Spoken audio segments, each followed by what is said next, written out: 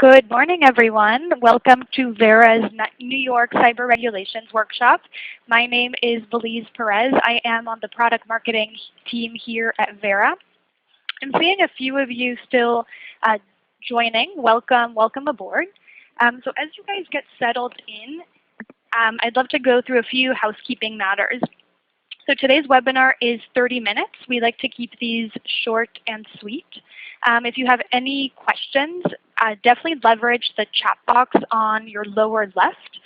We want to keep these as interactive as possible, and we're here to answer your questions, so definitely submit them in the chat box. I'd also like to introduce you to our special guest, Tom Conklin. He's our Senior Director of Security and Compliance at Vera. He's responsible for all aspects of Vera's security, compliance, risk management, our infrastructure. He leads the security and risk board at our company, and he's the primary security point of contact for onboarding our largest customers. So welcome, Tom. Thank you, Belize. Thanks, everyone, for joining us. So we're going to be doing a few things today in these 30 minutes. So I'll quickly go through the agenda. So first we'll start by unpacking the new New York cyber regulations, looking specifically at why they're happening. What's the genesis of the proposal? Why did the New York Department of Financial Services announce more cyber regulations? And I think that'll help us kind of dive into two and really understand the requirements. And Tom will walk us through those. Then we'll talk about how Vera can help you address the data-centric requirements of the proposal. I'll show you a demo of our solution, and then we'll open it up to questions. Again, we really welcome your questions, and we're here to help you answer those. So let's dive in. So what's the news here? So as many of you know, in mid-September, the New York Department of Financial Services announced first in the nation cyber regulations strengthening cyber requirements for financial firms. So these are covered financial entities. And so what is a covered financial entity? These are banks, insurers, financial institutions, really anyone that's regulated in the state of New York. And these regulations are set to be effective January 1st, 2017. There's a short grace period of 180 days thereafter. And it's actually not just entities based in New York that are going to be covered and subject to these regulations. Anyone operating under a charter, a license, a certificate will be subject to these new regulations. And so this will extend to branches and agencies, including foreign agencies that are operating in New York. And I think this quote here on the slide from Governor Cuomo really highlights that this is important, that this is something that the state of New York is taking really seriously, and it's all meant to protect consumers and financial firms and the financial system itself from this ever-growing threat of cyber attacks. And so, Tom, I'd love to turn it to you to kind of guide us. Why is this happening? Like, I know you've read a lot about this. What have you seen from your research? Yes, thank you. So over the past several years, the New York Department of Financial Services has surveyed close to 200 banks. Not just banks, but financial institutions, insurers. And what they found is a common pattern that there is a significant potential cybersecurity vulnerabilities that exist in these institutions. So, what does this mean? Right? This means, these firms are not doing what they need to do to protect their confidential data, also their clients' private data. Yeah, I think it's a valid concern. I think what I've seen as well is that the Department of Financial Services, specifically with third-party vendors, so like auditors, lawyers, anyone outside a financial firm, is constantly receiving information, like private client data, regulated data from these financial firms, and there are no measures or there are very lax procedures or solutions in place to protect that data once it leaves your control. Yes, Belize, that's exactly right. There's the the model in security is changing, and it's changing from this model where companies are trying to protect their internal systems and try to harden those. And the model is collaboration. We have the cloud, we have mobile, we have data is going to travel everywhere. And the fact of the matter is that the regulations have not kept up with the change in information security, with the change in mobile, with the change in the way people do business today. So what we're seeing is a shift. We're starting to see regulators come in and say, it's not good enough to say, I use full disk encryption, my laptops are protected. It's not good enough to say, oh, I have antivirus. We're still seeing breaches, we're still seeing attacks, and these are getting more sophisticated. And they're going after not just the companies themselves, but they're going after the third parties you work with, they're going after your vendors. And that all leads to a breach of confidentiality, that leads to a breach of private information. So if we look at the basics of this new proposal, not all of this is new. We have general security best practices that are probably already being done by most of these companies. Things like appointing a chief information security officer. Things like having infrastructure that can respond to threats, enabling multi-factor authentication. These are things that we're not, they're not new in the security field. A lot of companies can do this. Where these new regulations go beyond what exists today are the requirements to have procedures, have policies in place to manage vendor risk, to manage third parties, and also new data-centric requirements.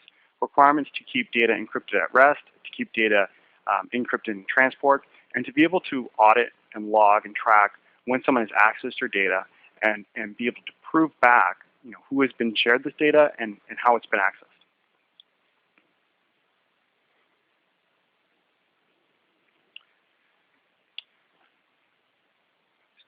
So yeah, so the New York Department of Financial Services regulations, they're different in the rules focusing not just on information systems, but also on securing and auditing data. So how does that relate to Vera? Well, it relates in 4 clear requirements. One is the requirement to encrypt all non-public information that is held or transmitted by the firm. 2, to restrict access not only to the systems themselves, so like your databases or your domain, but also to your data, your files. To implement an audit trail and to reconstruct transactions and log access privileges. And finally, to provide a retention and timely destruction policy. So when this data is no longer relevant and when it's not required, you can have it destroyed. Yeah, I think what we're seeing is this kind of shift, as you mentioned, from the regulators, not only to protecting systems, but to protecting the data directly itself. And these are 4, as you mentioned, these are 4 data-centric requirements, but they're also 4 new requirements. This isn't something, this mandate to encrypt all non-public information held or transmitted, that's very broad. But it's not only encryption, right? It's also restricting access privileges. It's making sure that only the right people are accessing your content. So that ties directly into data governance, both internally and externally. That audit trail, I think for the longest time, most financial firms have seen an audit trail as kind of an afterthought. Now this is a requirement that's going to not only do you have to reconstruct your transactions, you have to also show who specifically is accessing your data at all times. And then finally, that provide for the timely destruction of non-public information. This is something that extends not only within the firm but beyond. And so I think we've spent a lot of time here at Vera kind of digging into it, and one of the key themes is that encryption and legacy tools are not going to be able to help your team comply with the data-centric requirements. And I think when I say legacy tools, I'm talking about simple encryption, DLP, vaults, deal rooms. They're not going to be able to scale to meet those data-centric requirements. And so if you think about it, encryption only works when you're sharing information between 2 trusted parties. But the second that the recipient, your collaborator, downloads the information, all of the security is stripped off the file. And so all bets are off. So that spreadsheet that you send to your auditor is no longer secure the moment he or she downloads it. Not only that, simple encryption and these kind of perimeter infrastructure-based tools, they don't limit access rights, right? They can't help you enforce or provide for the timely expiration of information. And they only provide an audit trail when data is within your systems, but they completely miss what happens to data once it's shared.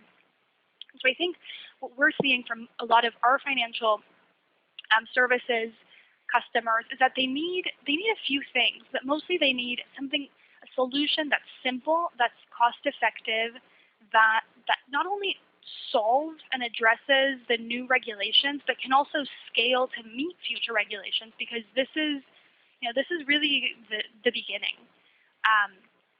And also you need a tool that kind of automates a lot of your work and that frankly eliminates your headaches.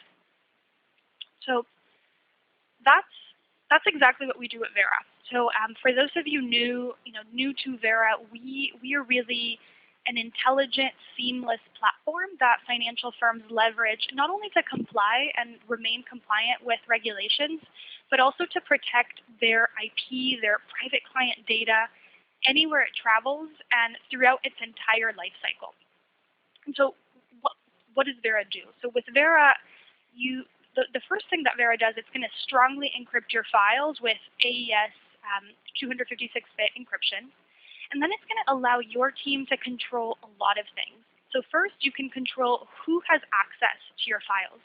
So you can almost think of it as a guest list, right? So only the right people are going to be able to access your content. You can also control what they can and cannot do with it. So for example, I can have one file and give different rights to different people. Perhaps everyone within my company has, or within a specific team in my company has full collaboration rights, but an auditor or a lawyer outside my firm has more limited rights. Maybe that person has view-only rights. I can also control how long that document lives. So I can automatically set time expiration dates. I can revoke access at the click of a button. And so I can do things from the back end to automatically meet my not only compliance, but any records retention policy that my organization has, anywhere the file lives. So I'm not just talking about data within my organization. Anywhere that document has moved, I can expire it at the click of a button or set for it automatically. And finally, I get a full audit trail of everyone that's accessing my content, both authorized and unauthorized attempts. And so really Vera is not only helping our firms meet those data-centric requirements, it's really helping them secure and protect their competitive edge anywhere that goes, anywhere their content goes, with the tools to audit and dynamically control their information.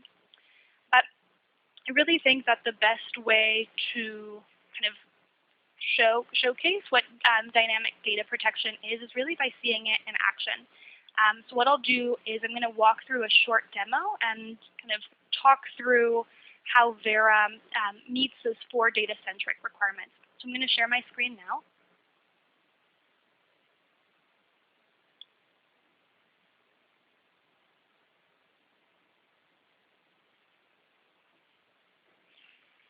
Great.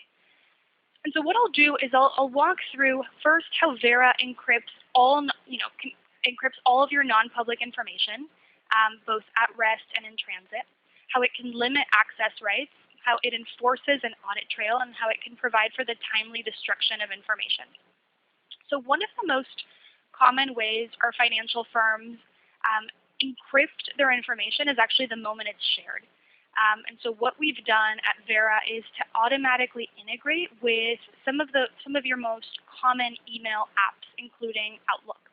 And so with Vera, encrypting information is as easy as dragging and dropping a file into an email, and then selecting the policy that I want to grant my recipients. And so you can see there's a few different policies here. And so I am going to send a financial spreadsheet to Alexandra. Alexandra, let's say, is an auditor, and she's at VBioX. She's a trusted partner, but she's outside my company. And I don't really need her to manipulate the document in any way, so I'm going to give her limited rights. I'm going to give her view-only read-only rights. And so the minute that I press send, Vera is going to automatically encrypt that file and enforce that policy anywhere that spreadsheet travels. So I want to kind of note two things here. Not only am I encrypting my non-public information, I'm also enforcing access rights. So anyone in the to line, everyone that I've sent that file in the to line, those are the only people that are going to be able to access the spreadsheet. And while what I just showed was very manual, this can all be automated from the back end. And so what we're seeing is financial firms kind of selecting certain domains, maybe trusted partners that they work with. Let's say it's at jpmorgan.com or at clearygottlieb.com, and they'll trigger automatic encryption and automatic policies that apply to those domains. So in that way, I'm automating my compliance efforts. So I'm going to turn now to Alexandra's world. This is Alex's computer, and she's just received a file from me. I sent her that financial spreadsheet, and I want to show you what the experience of receiving a secured file with Vera looks like. So the first thing she's going to do is she's going to go download the file. And what you'll notice is that Vera is going to give her two options. Alexandra has the Vera app installed, so she can choose to view it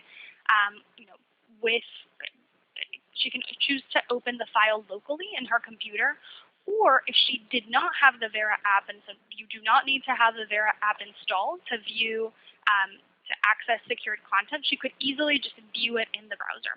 But because I have the app installed, I'm going to select View with Vera. And so what you'll notice is that this spreadsheet is going to open up in its native application. It's going to open up in Excel. And it's going to look and feel like a normal spreadsheet. It's going to look and feel like this is not a file format plugin. The file is opening up locally in Excel. And it looks the same, except there's a policy bar here at the lower right that's going to tell me what my rights are. It's going to tell Alexandra what she can and cannot do. So edit is disabled. She can't save a copy. She can't make a copy of the file. And she can't print the document. And so if I were to go here and select copy, Vera is going to pop up and say, hey, this file is secured with Vera. Copy pasting is not allowed. And so I think what I'm trying to show you is that Vera lets you control exactly how your third parties or anyone internal to your company use your content. And for them, the experience is super seamless, it's easy, and you're not forcing them to do anything different. So let's go back and talk about the two other data-centric requirements. So how Vera gives you a full audit trail of your non-public information and allows you to enforce them and provide for the timely destruction of your files. So one of the things that Vera does is it's going to give you a lot of detail and very granular visibility into who's accessing your files, what their access privileges are. And so this is the admin portal of Vera. I dived into the secure file, this financial statement, and I can see all of the people that have access. Again, these were all of the people that I emailed via Outlook earlier. I can see what policy they have. I can see how many times the file has been accessed, only one by Alexandra. I can see that Alexandra tried to copy-paste on the spreadsheet and that was denied. And I can also see where in the world this has been accessed. So we are in Palo Alto. So the file was just accessed in Palo Alto. And then the other thing that Vera is going to do is that it's going to allow you to automatically expire this document. And we do this through our policies engine. So these are all of the policies that these are completely customizable. But if you go to the view only policy that I selected, at the very bottom, I can select what we call a time bomb. And so that provides for the automatic expiration of a document. So I can say, okay, I want this file to be, I want access to be revoked at a certain time after a certain number of days, hours, minutes, etc. Or I can revoke access to that file manually. So let's say Alexandra is no longer a trusted partner of Vera, and I no longer work with her, and I no longer want her to have access to this very sensitive company information I sent her. At the click of a button, I can revoke her access. And so just like that, even though Alexandra has this file, she won't be able to open it. And so I'll show you guys what that looks like. So I'm back in Alexandra's screen. This is her email account. This is the same attachment that I opened earlier. It's sitting in her inbox.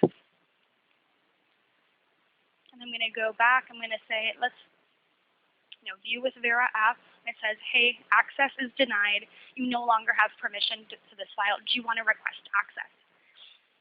And that's really dynamic data protection. It's this ability to control your information no matter where it goes, so that you're always in full control of what makes you you, right? What gives your company your competitive edge. Great. So let's go back now, kind of to recap everything I just showed you.